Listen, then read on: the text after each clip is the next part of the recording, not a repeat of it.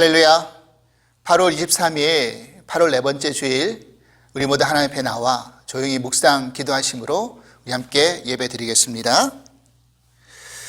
내 아들아, 나의 법을 잃어버리지 말고 내 마음으로 나의 명령을 지키라. 그리하면 그것이 내가 장수하여 많은 해를 누리게 하며 평강을 더하게 하리라. 인자와 진리가 내게서 떠나지 말게 하고 그것을 내 목에 매며 내 마음판에 새기라. 그리하면 내가 하나님과 사람 앞에서 은총과 귀중히 여김을 받으리라. 너는 마음을 다하여 여호와를 신뢰하고 내 명철을 의지하지 말라. 너는 범사의 그를 인정하라. 그리하면 내 길을 지도하시리라. 아멘. 우리 복음성가 믿음으로 나가네 우리 함께 찬송하시겠습니다.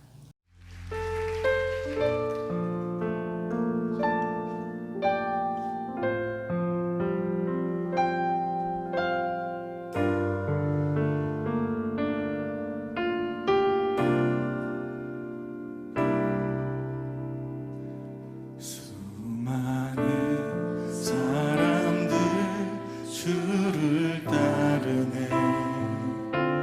자신의 연약함 가지고 수많은 눈물의 시간 속에서 믿음으로 주를 보내.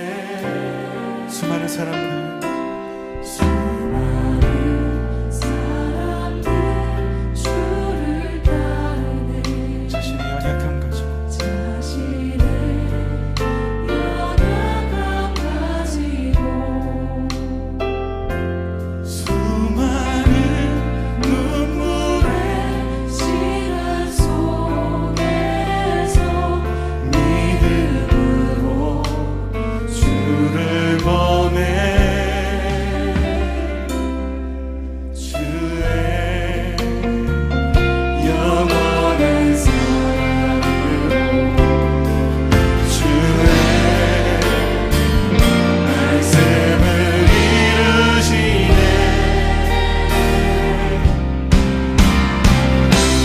삶의 모든 문제들 나를 힘겹게 포기하지 않는 오늘을 살아내리라. 소망이 보이지 않는 내 삶 속에 주님만이 소망되어 주의 뜻 이루시리라.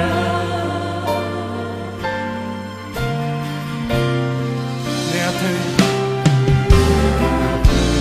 놓여진 상황 속에서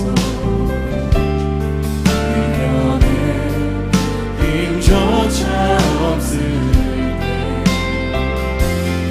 연약한 나에게 힘겨우니 믿음으로 나아가네.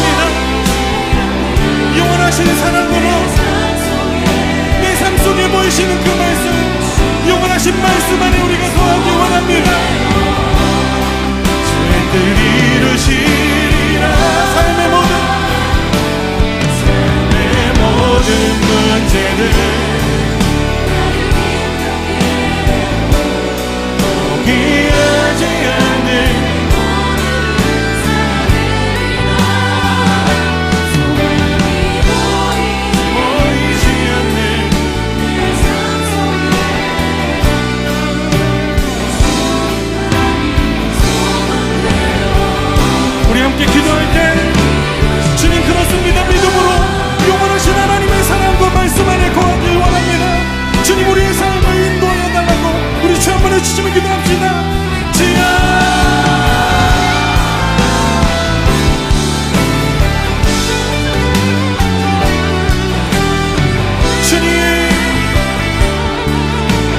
주님의 영원하신 사랑 가운데 나아갑니다. 변함없는 하나님의 사랑, 하나님의 말씀 가운데 우리를 부르셨으니 우리의 모든 상황 가운데 주님 이름으로 나아갑니다. 하나님의 일하신 가운데, 하나님의 신실하신 가운데 경험하라. 주님 부르신 자리 하나님의 사랑을 나아가서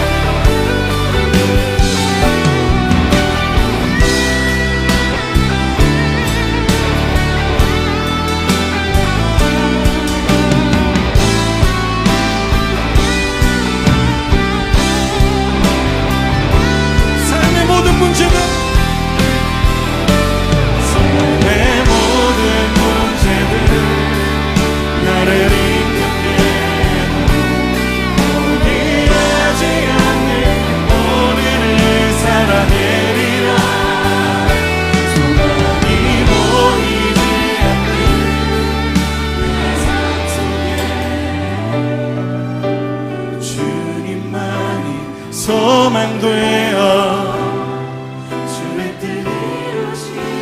주님만 소망되어 주의 뜻 이루시리. 주님만 소망되어 주의 뜻 이루시리라.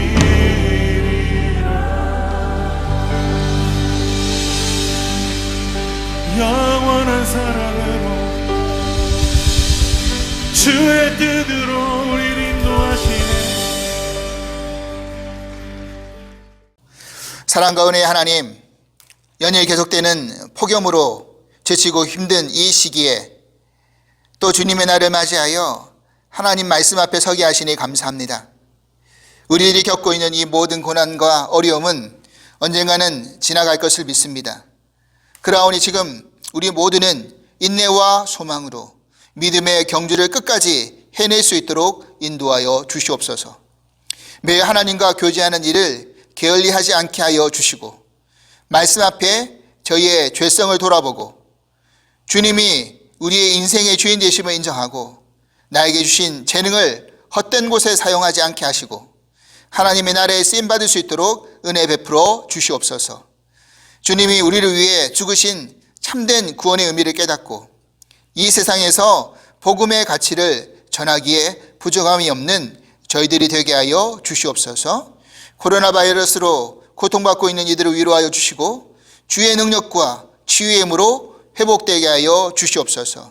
오늘 예배 모든 영광을 주님께 올려드리며 예수 그리스도 이름으로 기도합나이다. 아멘.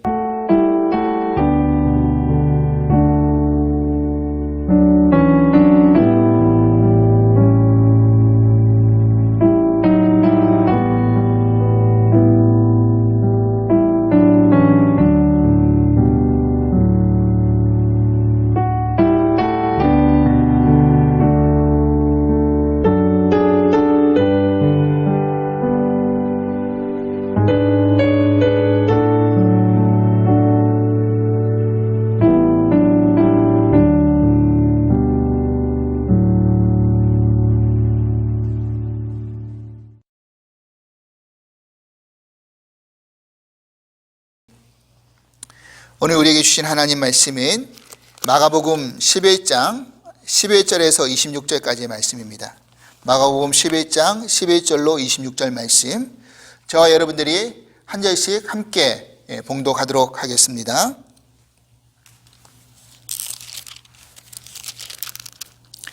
예수께서 예루살렘에 이르러 성전에 들어가사 모든 것을 둘러보시고 때가 이미 저물매 12 제자를 데리시고 베다니에 나가시니라. 이튿날 그들이 베다니에서 나왔을 때 예수께서 시장하신지라. 멀리서 잎사귀 있는 한 무화과 나무를 보시고 혹 그 나무에 무엇이 있을까 하여 가셨더니 가서 보신즉 잎사귀 외에 아무것도 없더라.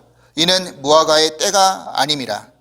예수께서 나무에게 말씀하여 이르시되 이제부터 영원토록 사람이 내게서 열매를 따먹지 못하리라 하시니 제자들이 이를 듣더라. 그들이 예루살렘에 들어가니라. 예수께서 성전에 들어가사 성전 안에서 매매하는 자들을 내쫓으시며 돈 바꾸는 자들의 상과 비둘기 파는 자들의 의자를 둘러 엎으시며 아무나 물건을 가지고 성전 안으로 지나다님을 허락하지 아니하시고 이에 가르쳐 이르시되 기록된 바 내 집은 만민이 기도하는 집이라 칭함을 받으리라 하지 아니하였느냐. 너희는 강도의 소굴을 만들었도다 하시매 대제사장들과 서기관들이 듣고 예수를 어떻게 죽일까 하고 꾀하니 이는 무리가 다 그의 교훈을 놀랍게 여김으로 그를 두려워함일러라. 그리고 날이 저물매 그들이 성 밖으로 나가더라. 그들이 아침에 지나갈 때 무화과 나무가 뿌리째 마른 것을 보고 베드로가 생각이 나서 여짜오되 라비여 보소서 저주하신 무화과 나무가 말랐나이다. 예수께서 그들에게 대답하여 이르시되 하나님을 믿으라. 내가 진실로 너희에게 이르노니 누구든지 이 산들어 들리어 바다에 던져지라 하며 그 말하는 것이 이루어질 줄 믿고 마음에 의심하지 아니하면 그대로 되리라.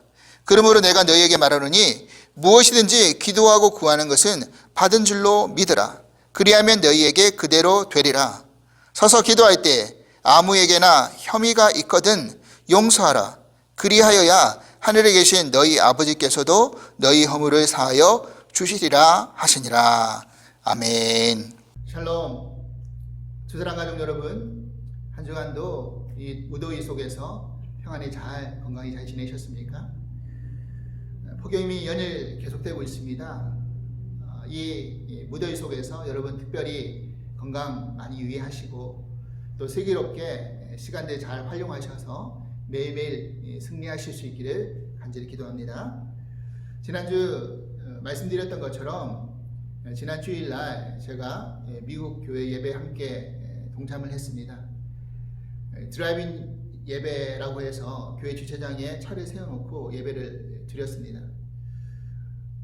그 예배를 드리면서 한 가지 생각 들었던 것은 뭐냐면 이 미국 교인들이 참 교회를 사랑하는 마음이 넘치구나라는 것이 느껴졌습니다.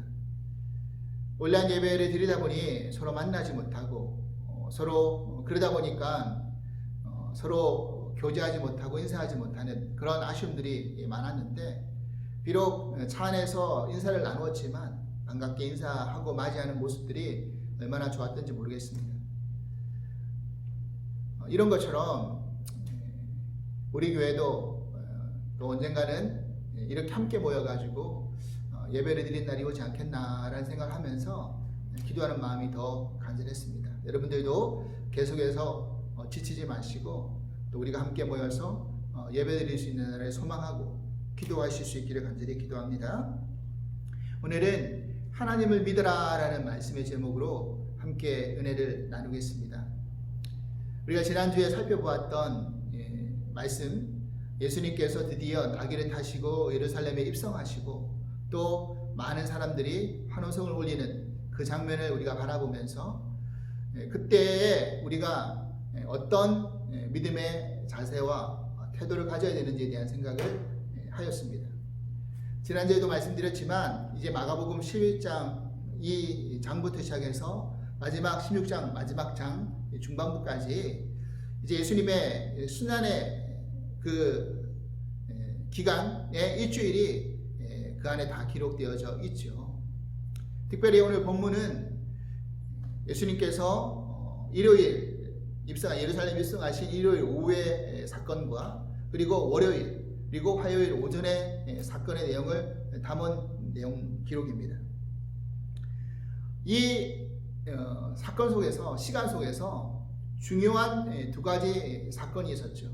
뭐냐면 하나는 예수님이 무화과 나무를 저주하셨던 사건이고 또 하나는 예루살렘 성전을 정화했던 그런 사건이었습니다.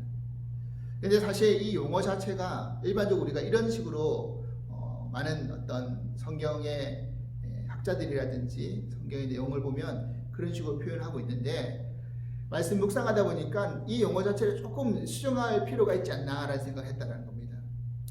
무화과 나무를 저주했다라는 이 내용도 가만히 생각해 보면 이 저주라는 용어를 쓰기보다는 심판이라는 용어를 써야 되지 않냐라는 생각을 한 거죠. 왜냐하면 저주라는 것은 예수님이 뭔가를 저주해가지고 아예 거기에서 헤어나지 못하게끔 그런 만들어버리는 그런 내용은 아니었을 거라는 생각을 하게 되는 겁니다. 저주하고 심판이 다른 게 뭡니까? 저주는 한번 저주를 내려서 거기에 꽉 묶여있게 만드는 것이지만 심판의 목적 자체가 결국 그 심판을 통해서 회복시키기 위한 목적이었다는 것입니다.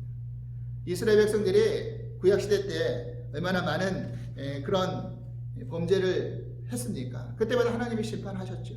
근데 그렇게 심판하신 이유는 이스라엘 백성들을 멸하기 위해서 심판하신 게 아니라 회복시키기 위해서, 깨달아 돌이키게 하기 위해서 심판하신 이유죠.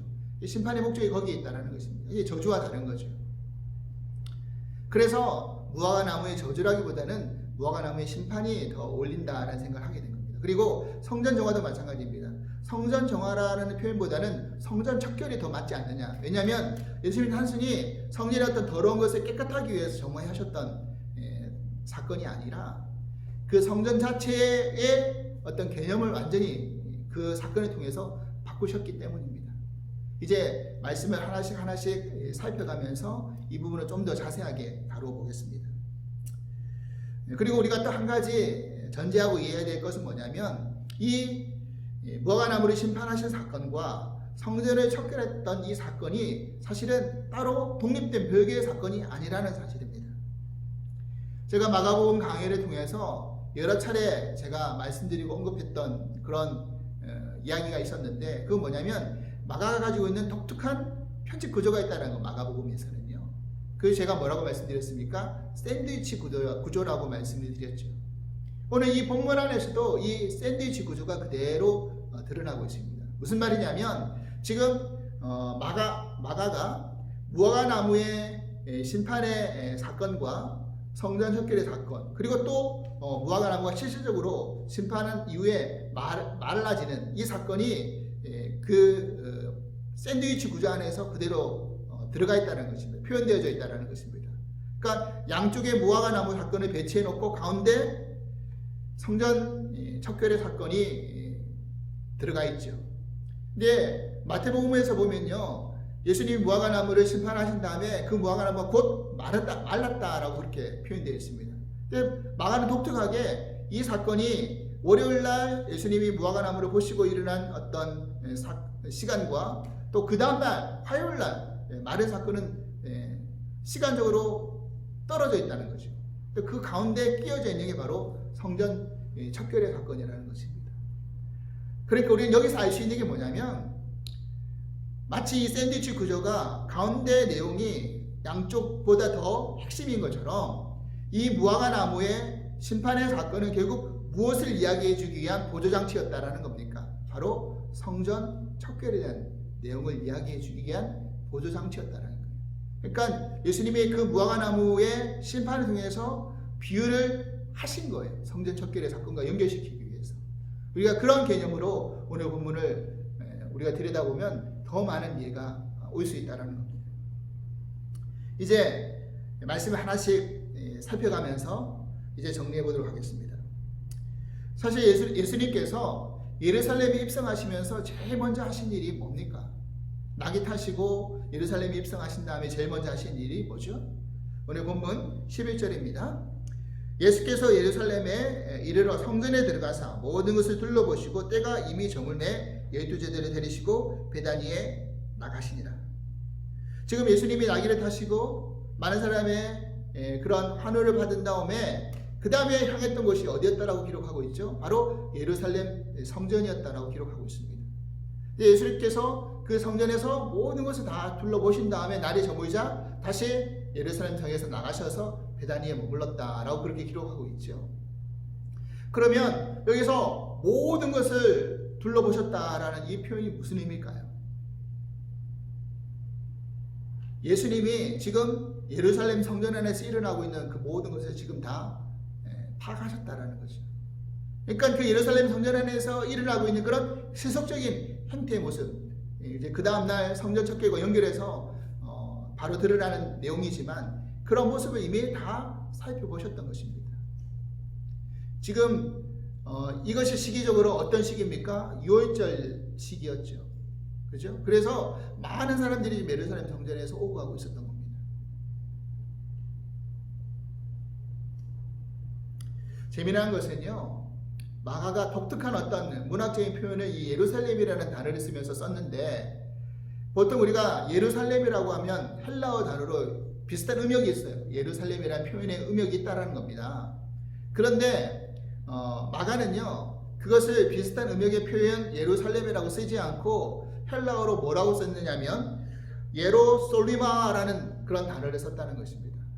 그 왜 그러냐면요, 이 예로라는 어근 자체가 성전이라는 어근 자체와 같은 어근이라는 거예요. 그러니까 이 의미는 뭐냐면 마가는요, 예루살렘이 곧 성전이다라는 것을 설명해 주기 위해서 그런 단어를 썼다는 거예요. 선택해서 뽑아서 썼다라는 겁니다. 여러분, 무슨 개념입니까? 우리는 이 예루살렘이라는 그런 도시와 이 예루살렘 성전을 떼어내어서 생각해 볼 수 없다라는 겁니다. 같이 연결되어 있다라는 거예요.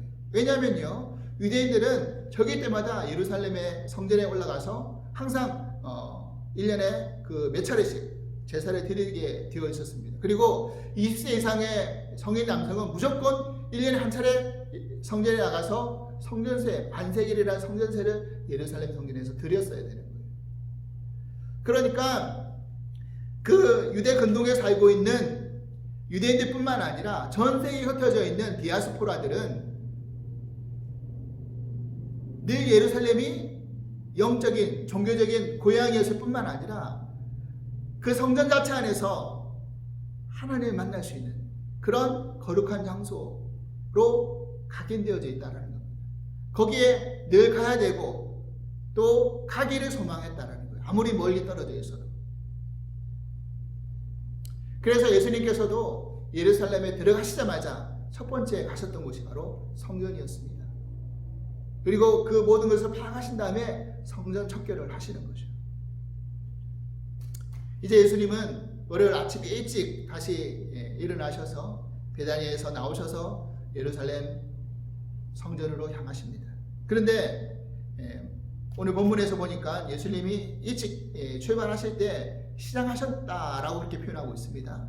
그러니까 예수님이 멀리서 지금 잎사귀가 보여져 있는 무화과나무를 발견하신 거예요. 거기서 뭐 또 뭔가를 얻을 수 있는가. 그러니까 그 표현이라는 것은 무화과 열매를 먹을 수 있는가 싶어가지고 거기에 갔던 거죠. 그런데 성경에 이렇게 되어 있습니다. 이튿날 그들이 베다니에서 나왔을 때 예수께서 시장하신지라 멀리서 잎사귀 있는 한 무화과 나무를 보시고 혹 그 나무에 무엇이 있을까요? 가셨더니 가서 보신즉 잎사귀 외에 아무것도 없더라. 이는 무화과의 때가 아님이라. 지금 시장하셔서 뭔가 무화과 나무의 열매를 먹을 수 있지 않을까 생각해서 무화과 나무를 향해서 갔는데 거기에 잎사귀만 무성할 뿐 열매는 없었던 거예요. 근데 이 본문에서 가장 논란이 되는 부분은 뭐냐면요, 바로 13절 후반부에 등장하는 바로 이 표현입니다. 이는 무화과의 때가 아님이라 라는 구절입니다. 즉 무화과 나무 잎사귀만 무성하고 열매는 없는데 그 이유인즉슨 아직 무화과 열매에 열릴 때가 아니었기 때문에 그렇다라는 그런 의미로 우리가 받아들일 수 있지 않습니까? 그런데 예수님이 그런 무화과 나무를 보고 뭐라고 심판하십니까? 14절입니다. 예수께서 나무에게 말씀하여 이르시되 이제부터 영원토록 사람이 댁에서 열매를 따먹지 못하리라 하시니 제자들이 이를 듣더라. 그랬어요. 그러니까 이 말씀을 들은 제자들은 무화과 나무를 예수님 지금 저주하고 계셨다, 이렇게 생각을 한 것입니다. 그래서 그 다음날 베드로가 예수님 생각이 나서 예수님 앞에 그렇게 말한 거죠. 20절 보니까 어떻게 되어 있습니까? 그들이 아침에 지나갈 때 무화과 나무가 뿌리채 마른 것을 보고 베드로가 생각이 나서 여짜오되 랍비여 보소서 저주하신 무화과 나무가 말랐나이다. 그랬던 거예요. 자, 지금 이 사건을요, 영국의 유명한 철학자인 버트란트 러셀이라는 사람이요, 그의 저서 중에서 나는 왜 기독교인이 아닌가, 이런 책이 있었는데 이 책에서 자기가 왜 기독교인이 아닌가라는 그런 내용의 변증을 하면서 뭐라고 썼냐면 바로 이 사건을 언급하고 있는 거예요. 그러니까 이 사건을 통해서 이 기독교는 예수님은 합리적인 분도 아니고 상식적인 분도 아니다. 그리고 기독교는 선의 종교가 아니다. 그렇게 주장하고 있었던 겁니다. 여러분 사실 그렇지 않습니까? 지금 예수님이 시장하셔서 배를 그 시장길을 달래야 되는데 때가 되지도 않은 무화과나무에 열매가 없다고 해가지고 그 무화과나무를 저주하는 것이 상식적인 건가 합리적인 건가 충분히 우리가 생각해 볼 수 있지 않습니까? 그런데 지금 이 철학자나 우리가 상식적이라고 생각했던 사람들이 놓치고 있는 몇 가지 부분이 있다는 겁니다. 그 뭐냐면 그 당시 팔레스타인 지역에 나고 있는 이 무화과나무의 습성을 몰랐던 것이고요. 첫 번째는요. 또 하나는 예수님이 지금 무화과나무를 심판하신 그 진정한 의미가 무엇인지를 모르고 이 구절에 대하면 그렇게 오해할 수밖에 없다라는 사실입니다. 여러분 무화과나무에 그런 습성이 있는데 팔레스타인에 나는 무화과나무의 습성은요. 보통 1년에 한 3차례 정도 열매를 맺는다고 합니다. 근데 보통 수확을 가장 많이 할 때는 언제냐면 여름 시기 6월에서 7월 중에 가장 열매를 많이 맺는답니다. 그리고 늦가을 9월에서 10월에도 열매를 많이 수확을 한대요. 근데 또 하나 이른 봄에도 수확할 때가 있다는 것입니다. 그게 3, 4월인데 그때도 수확이 가능하다는 겁니다. 그런데 여름이라든지 가을만 그렇게 많은 수확을 거두지는 못한대요. 3, 4월에 맺는 열매가 사실은 첫 열매가 되는 거죠. 근데 더 중요한 건 뭐냐면요. 이 무화과는 특징이 있는데 말 그대로 무화과잖아요. 꽃이 없는 그런 나무거든요. 무화과. 그러니까 열매가 먼저 맺고 우리가 보통 생각할 때는 꽃이 핀 다음에 이제 열매를 맺고 잎이 나고 꽃이 피고 그 꽃이 핀 다음에 이제 열매를 맺는 게 순서잖아요. 근데 무화과는 그렇지 않다는 겁니다. 그게 생략되고 먼저 열매를 맺는다는 거예요. 그 다음에 잎사귀가 무성해진다는 거예요. 그러니까 이 말은 다시 말해서 잎사귀가 있다라는 것, 멀리서 봐서 잎사귀가 있다는 것은 이미 열매가 나왔다라는 의미로 생각해 볼 수 있다는 것입니다. 그리고 이 시기가 6월째 시기라고 말씀드렸는데 이런 봄에도 열매를 수확할 수 있으니까 지금 무화과나무에 잎사귀가 무성하다, 잎사귀가 많네, 그럼 열매가 있겠구나 하고 예수님이 가신 게 열매를 먹으러 가신 게 당연한 상식이라는 거예요. 그리고 여기서 또 하나 무화과의 때가 아님이라라는 이 때라는 이 단어가 헬라어로 카이로스라는 단어가 쓰여졌습니다. 여러분 헬라어에서 때를 이야기할 때 단어는 두 가지가 있는데 크로노스라는 단어가 있고 카이로스라는 단어가 있어요. 근데 이 크로노스라는 단어는 일반적으로 말하면 우리가 일반적인 시간을 이야기할 때 크로노스, 물리적인 시간, 자연적인 시간에 때를 이야기할 때는 크로노스라는 단어를 씁니다. 근데 카이로스라는 단어는 하나님의 때, 하나님과 연관된 어떤 그런 핵심적인 때, 이런 때를 이야기할 때는 카이로스라는 시간에 쓰는 거예요. 때를 쓰는 거예요. 그러니까 무화과의 때가 카이로스가 아니었다는 것은 지금 하나님의 때가 되어서 그 하나님 때 안에 이 무화과 나무의 어떤 열매를 맺을 그 하나님의 의미 있는 때가 되었는데 열매가 없다는 이야기를 해주려고 카이로스를 쓴 거라는 거예요. 여러분 그렇기 때문에 이것이 단순히 예수님이 입만 무성하고 지금 열매가 없는 무화과 나무를 바라보면서 자신의 시장함이 해결되지 않은 것 때문에 열받아가지고 무화과 나무를 심판했던 것이 아니라 지금 그 무화과 나무의 상태가 이스라엘의 상태였고 예루살렘의 상태였고 예루살렘 성전의 상태였다는 것을 우리들에게 이야기해주고 있는 것입니다. 여러분 호세아 9장 10절 말씀을 보겠습니다. 옛적에 내가 이스라엘을 만나기를 광야에서 포도를 만난같이 하였으며 너희 조상들을 보기를 무화과 나무에서 처음 맺힌 첫 열매를 봄같이 하였거늘 그들이 바알볼에 가서 부끄러운 우상에게 몸을 들이므로 저희가 사랑하는 우상같이 가증하여졌도다. 미가서 7장 1절에 이런 말씀이 있습니다. 지향이로다 나여 나는 여름 과일에 딴 무와 포도를 거둔 후 같아서 먹을 포도송이가 없으며 내 마음에 사모하는 처음 익은 무화과가 없도다. 그러니까 지금 호세아 선지자나 미가 선지자가 뭘 이야기하고 있느냐면요. 무화과의 열매, 무화과의 첫 열매가 결국 이스라엘이 상징하고 있다라는 것을 이야기하고 있는 겁니다. 그러니까 성경을 조금 알고 있는 유대인이라고 한다면 이 무화과를 이야기할 때 이스라엘과 연결시켜서 설명하고 이해할 수 있다는 거죠. 그러니까 예수님이 지금 무화과 나무를 단순히 그냥 눈에 보이는 무화과 나무 열매 없어서 그렇게 심판하신 게 아니라 그게 바로 지금 열매 없는 이스라엘의 모습이다. 예루살렘 성전의 모습이다. 그것을 지금 제자들에게 실물 설교를 해주고 있었던 것이었습니다. 여러분, 그리고 그 열매 없는 가장 대표적인 모습이 바로 지금 어디에서 보여주고 있다고요? 바로 예루살렘 성전에서 보여주고 있었습니다. 15절 말씀입니다. 그들이 예루살렘에 들어가니라 예수께서 성전에 들어가사 성전 안에서 매매하는 자들을 내쫓으시며 또 돈 바꾸는 자들의 상과 비둘기 파는 자들의 의자를 둘러엎으시며 아무나 물건을 가지고 성전 안으로 지나다님을 허락하지 아니하시고. 여러분, 이 당시 예루살렘 성전은요, 그 백성들에게 환심을 얻기 위해서 정략적인 차원에서 헤롯이 성전을 지었던 것입니다. 그래서 BC 20년부터 시작해가지고 AD 64년에 완공이 되었는데 기간적으로 한 80년 이상의 시간이 걸렸던 거죠.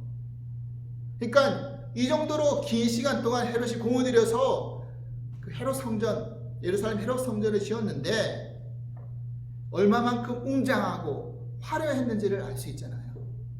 그런데 마치 그 예루살렘 성전, 지금 예수님 당시에 아직 완공도 되지 않았던 겁니다. AD 64년경에 완공되었으니까요. 그러니까 열심히 화려하게 지금 계속 짓고 있는 중이었던 거죠. 그러니까 이런 모습이 겉모습만 화려하고 웅장할 뿐이었지 실제적으로는 형식적이고 외식적이고 위선적인 그런 유대 종교인들을 그대로 보여주고 있는 것이었습니다.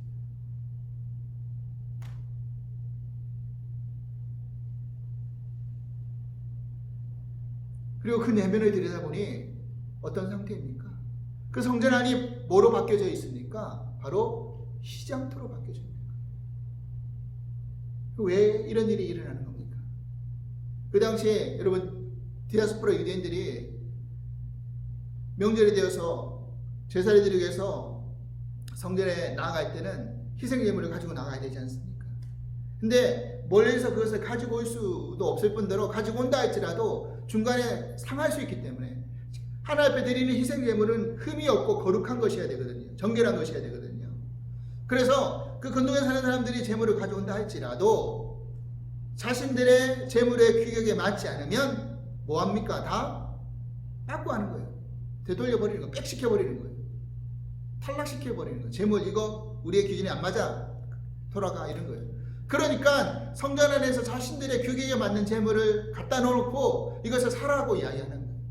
이거 당연히 디아스포라에 있던 유대인들은 살 수밖에 없었고요.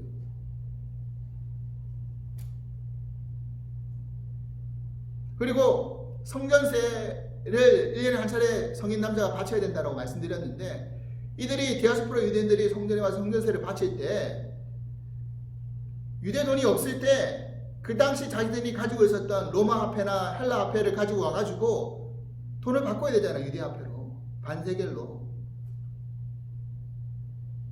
그때 이 환정사들이 그 성전 안에 있었던 환정사들이 엄청난 폭리를 취했다고 합니다. 근데 그 폭리를 취한 이익을 가지고 뭐 했느냐? 그 이익의 부분을 실적 그 제사장, 대제사장 가문들이 그 성전 안에서 장사할 수 있도록 허락하는 권한이 있었으니까 그들에게 이익의 일부를 주는 거예요. 그리고 자신이 이익도 얻어야 되니까 폭리를 취하는 거죠. 그럼 대제사장들은 그걸 받아서 뭐 하느냐? 그것을 로마 당국에 뇌물로 또 주는 거예요. 뭐 하기 위해서? 자기 자리를 보존하기 위해서. 이것이 마치 악의 고리처럼 악순환으로 연결되어 가지고 성전안이 정말 더럽고 추악하고 타락한 그런 장소로 전락되어 있었던 것이었습니다. 여러분, 더 재미난 건 뭔지 아십니까? 지금 복음서라든지 이 마가복음에도 그런 표현이 쓰여졌지만 대제사장들이라는 표현이 쓰여져 있잖아요. 여러분, 근데 사실 유대 율법이라든지 그 유대 역사 속에서는요, 대제사장은 오로지 한 명밖에 없었어야 돼요. 대제사장 들 복수가 쓰일 수가 없다는 겁니다. 대제사장은 한 명이니까. 근데 이 당시 종교가 얼마나, 유대 종교가 얼마나 타락했던지 대제사장이 여러 명이 있었던 거예요. 안나스, 가야바, 그죠? 그리고 그 대제사장직을 돈으로 사고 그 돈을 통해서 유지하고 이런 일이 성행했던 겁니다.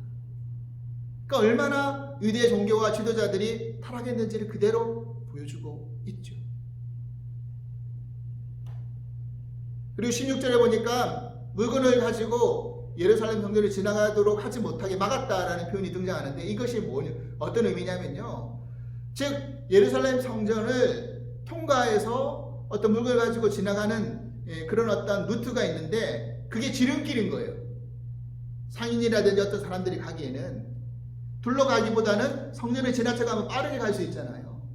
그러니까 예루살렘 성전을 자신의 어떤 이익과 어떤 시간 전략의 어떤 수단으로 사용하고 있었던 거예요. 많은 사람들이 성전을 거룩한 마음으로, 정결한 마음으로 그렇게 와야 되는데 이용해 먹으려고 오는 거죠.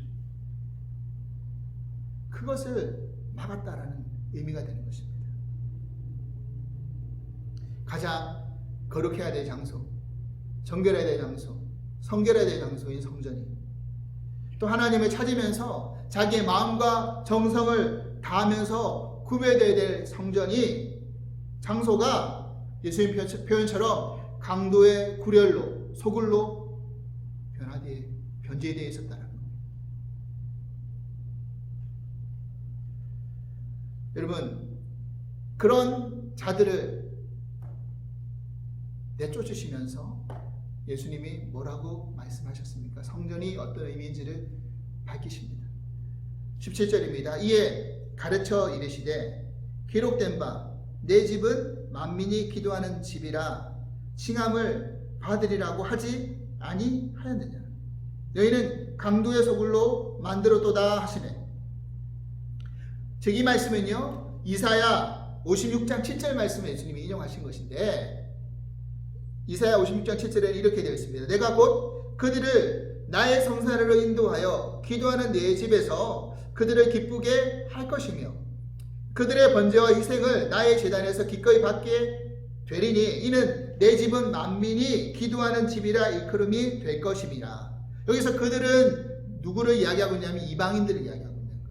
그러니까 이사야 선지자가 지금 뭘 예언하고 있느냐면, 이방인들, 하나님 믿지 않는 이방인들이 하나님 전으로 나와가지고 희생을 드리고 제물을 드리고 기도하는 그런 이들이 이 성전 안에서 이루어질 것이다 라는 것을 지금 예언하고 있는 겁니다. 성전이 그런 곳이 되어야 된다. 다시 말해서 이 하나님의 성전이 유대인들을 위한 성전, 유대인들만을 위한 성전이 아니라 모든 만민을 위한 기도하는 집의 성전이 되어야 됨을 이야기해주고 있는 것이죠. 그런데 예루살렘 성전이 지금 그 기능을 하고 있습니까? 오히려 이방인들 만들어가지고 이방인들은 거기 안에만 머물고 들어오지 말라 막고 있잖아요.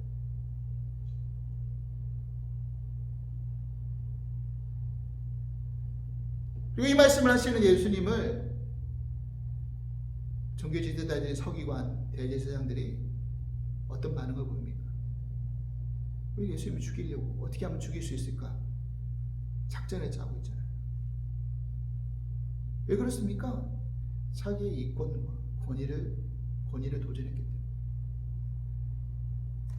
자기 이권을 빼앗아버리고 권위를 도전하는 일을 참을 수가 없었던 거죠. 용납할 수가 없었던 거죠.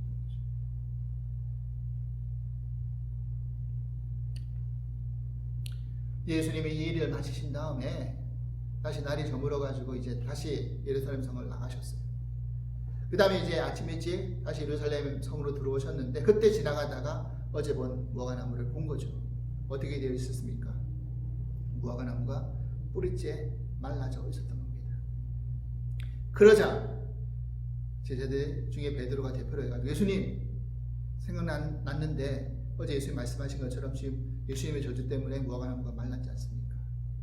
그러자 예수님이 결론적으로 제자들에게 뭐라고 말씀하셨습니까? 이게 오늘 말씀의 제목이잖아요. 뭐라고 되어 있습니까? 22절, 예수께서 그들에게 대답하여 이르시되 하나님을 믿으라. 하나님을 믿으라. 여러분, 왜 지금 뿌리째 마른 무화과나무를 바라보면서 하나님을 믿으라 라고 이야기한 것일까요? 그 다음에 예수님이 본문에 이어서 무슨 말씀 하셨습니까? 믿음의 기도와 용서에 대한 말씀을 이어서 하셨어요. 23절입니다. 내가 진실로 너에게 이르노니 누구든지 이 산들을 들려 바다에 던져지지라 하며 그 말하는 것이 이루어질 줄 믿고 마음에 의심하지 아니하면 그대로 되리라. 그러므로 내가 너에게 말하노니 무엇이든지 기도하고 구하는 것은 받은 줄로 믿으라. 그리하면 너에게 그대로 되리라. 서서 기도할 때 아무에게나 혐의가 있거든 용서하라. 그리하여야 하늘에 계신 너희 아버지께서도 너희 허물을 사하여 주시리라 하시니라. 아멘이죠. 사랑하는 여러분, 우리는 여기서 예수님이 무화과 나무를 심판하신 이유와 예루살렘 성전에 척결하신 내용이 어떤 의미인지를 우리는 깨달을 수 있습니다. 무슨 말입니까? 지금 무화과 나무에 잎만 무성하고 열매가 없습니다. 근데 예수님이 지적하고 싶은 열매, 어떤 열매가 없다는 이야기입니까? 바로 믿음의 열매가 없다는 거예요. 그러니까 하나님 믿으라라는 이야기를 하시잖아요. 믿음의 열매가 없는 거예요. 여러분, 하나님 믿으라라는 이 말은요, 하나님의 믿음을 가지라라는, 하나님의 믿음을, 하나님에 대한 믿음을 가져라, 이런 말이기도 합니다. 그런데 정작 우리가 하나님 믿습니다, 예수님 믿습니다, 이렇게 말은 많이 하지만 그렇게 말하는 우리들에게 있어서 진짜 믿는 자의 모습들이 보여지고 있냐는 거예요. 여러분, 당시에 유대인들에게서 성전이 가지고 있는 두 가지 중요한 기능이 있었어요. 하나는 어떤 기능이냐면, 하나는 제사 드리는 거죠. 하나님 나와 제사 드리는. 그리고 하나는 기도하는 곳이었습니다. 그래서 유대인들은 하루에 2차례씩 예루살렘 성전에 가서, 예루살렘 근방에 사는 사람들은요, 기도하고요, 예루살렘 근동에 살지 않는 사람은 예루살렘 성전을 향해서 그쪽을 바라보며 하루에 2차례씩 기도했어요.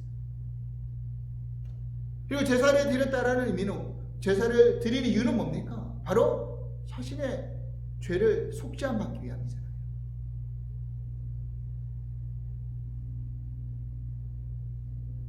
결국 이 죄사함의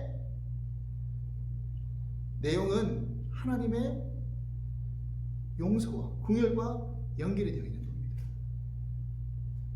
그러니까 이 성전에는 두 가지 중요한 기능, 바로 의심 없는 믿음의 기도, 용서의 기능이 그 안에 담겨져 있다는 거예요.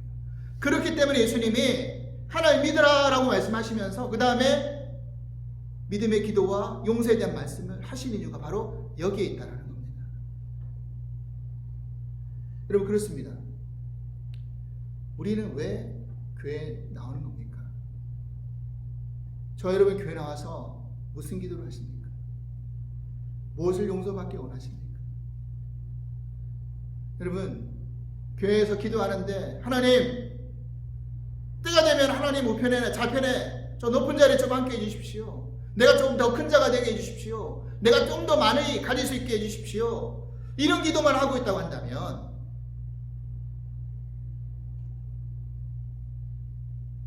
하나님 나에게 정말 용서받을 수 없는 죄를 이미 다 용서하시고 그 허물을 다 사해 주셨는데, 나는 조그마한 남의 허물조차도 용서하지 못하고 배척한다면,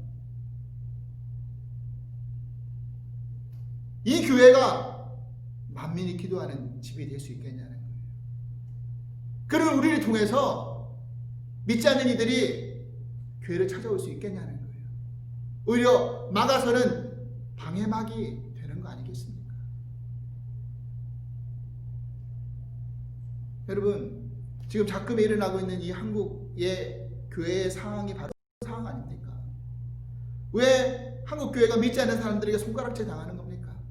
바로 그 기능이 상실되어 있기 때문에, 참된 기도를 하지 못하고 참된 용서를 하지 못하고 있기 때문이 아닙니까? 여러분, 복음서 기자 중에서 누가는요, 예수님이 예루살렘에 입성하면서 다른 기자들이 쓰지 않았던 한 가지 예수님 모습을 기록하고 있어요. 그게 뭐냐면 누가복음 19장 41절의 말씀인데 예수님이 예루살렘에 가까이 오사 그 성을 보시고 우셨다라고 되어 있어요. 우셨다. 예수님이 왜 우셨을까요? 예루살렘 성을 보고 왜 우셨을까요? 결국 그 예루살렘 성이 하나님의 성전이고 하나님의 백성을 대표하는 그런 종교적이고 구별되고 성결한 장소가 되어야 되는데 강도의 구렬이 되어 있고 타락의 온상이 되어 있는 그 안타까운 상황을 바라보면서 결국 그 예루살렘이 돌아를 남지 않고 다 무너질 것을 이미 보셨기 때문에 예수님이 눈물을 흘리고 있는 거 아니겠습니까? 만약 지금 이 한국 교회가 그런 교회 모습, 그런 예루살렘 성전의 모습을 따라가고 있다고 한다면 예수님이 또 안타까워 그런 모습을 보면서 눈물 흘리지 않겠냐는 거예요.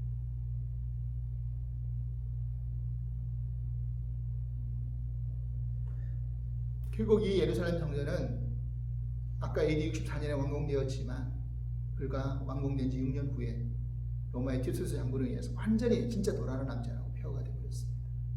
이제 예수님이 십자가를 지시고 우리에게 구원을 베풀어 주시면서 성전의 개념도 이제 다 달라져 버렸죠.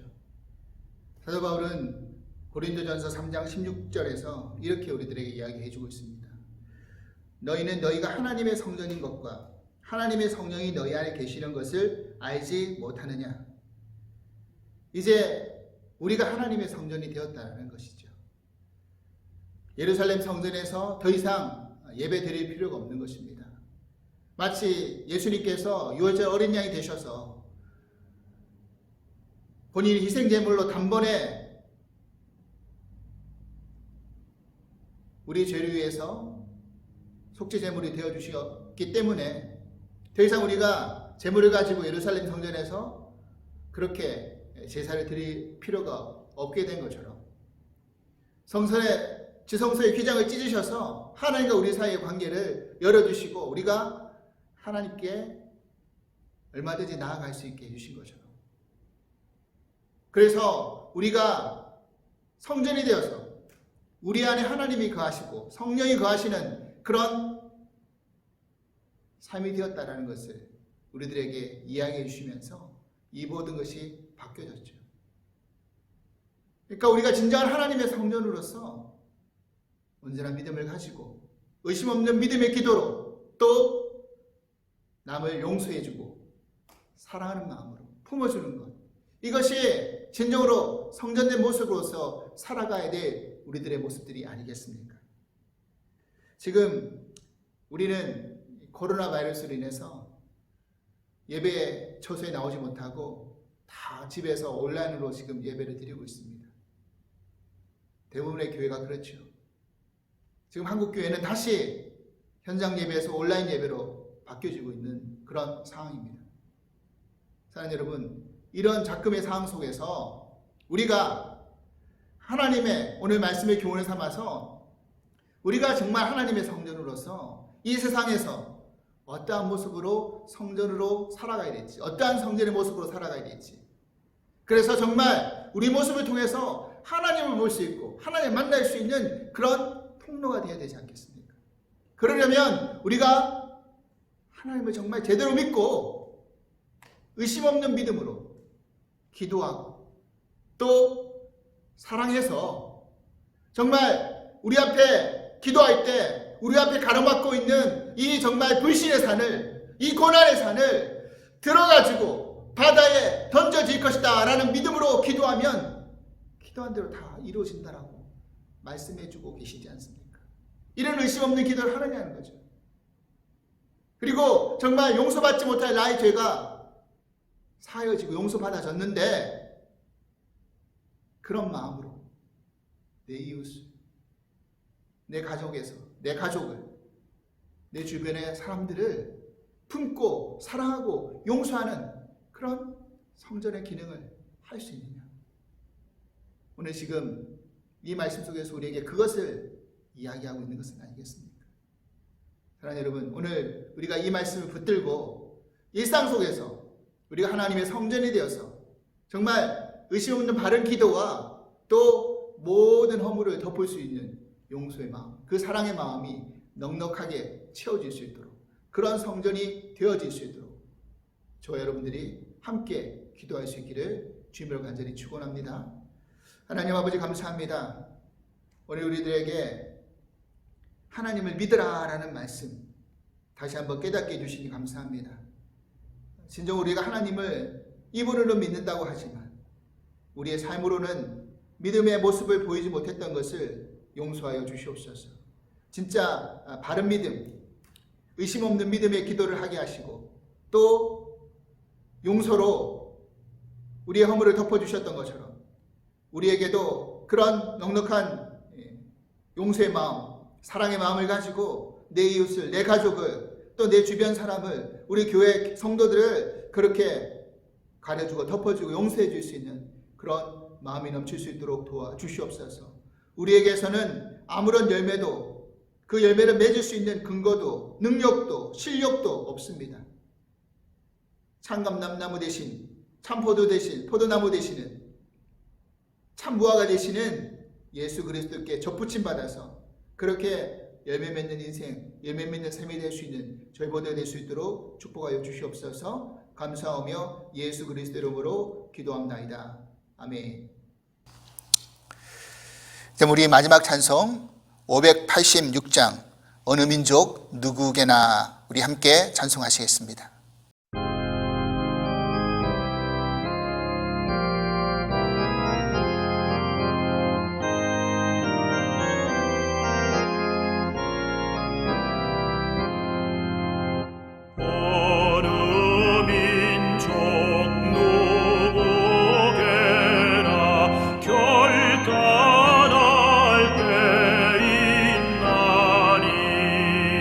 참과